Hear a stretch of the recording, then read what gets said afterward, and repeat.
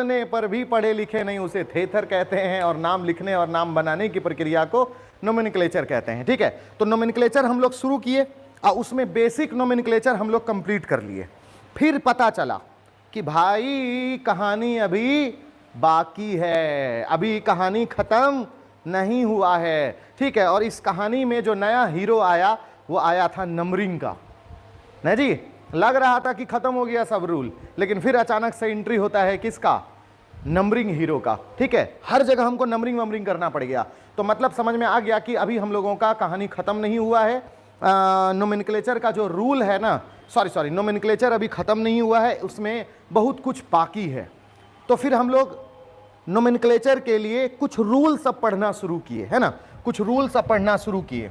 और उस रूल में सबसे पहले हम लोगों ने एल्केन के लिए हम लोगों ने नामकरण शुरू किया। एल्केन के लिए, है ना, एल्केन का नाम लिखने के लिए क्या क्या नियम है।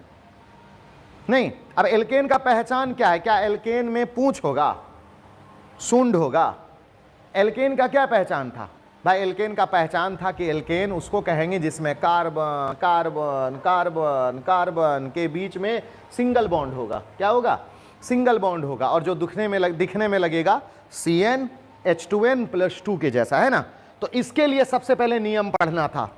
ठीक है, उसके बाद डबल और ट्रिपल के लिए पढ़ना था, फिर एक खानदान वाले के लिए, फिर कई खानदान वाले के लिए, और फिर साइकिल वाले के लिए। तो इसको करीब करीब कंप्लीट कर चुके हैं।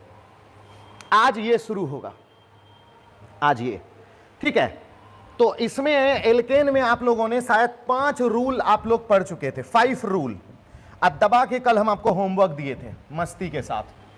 ठीक है, ओए ओए, तो एक खानदान वाला चला आया, बी नंबर। अभी हम लोग कैपिटल बी पढ़ेंगे, एल्कीन वाला, लेकिन उसके पहले भी बताते हैं हम आपको क्या चीज़ है।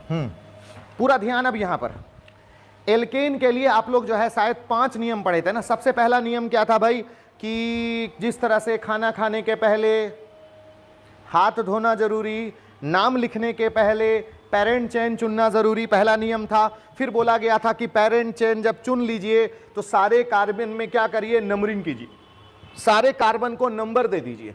और नंबरिंग इस प्रकार होना चाहिए कि चटनी नजदीक हो, मतलब सब्स्टिट्यूएंट नजदीक हो। फिर आप लोग पढ़े कि एक से ज्यादा अगर सब्स्टिट्यूएंट हो तब आप क्या करोगे? नंबरिंग उधर से करना जिधर से करने पर सारे चटनी का जो स्थान संख्या है, मतलब सारे सब्स्टिट्यूएंट का जो स्थान संख्या है, उसका योगफल क्या आ जाए? कम आ जाए। फिर था कि अगर एक से ज्यादा सब्स्टिट्यूएंट आ जाता है तो सबको तुम ABCD में सदा देना, और अगर 2 सेम आ जाए, 3 सेम आ जाए, तो उसके लिए di tri numerical prefix use कर लेना, है ना। ये सब नियम आप लोग पढ़ लिए थे।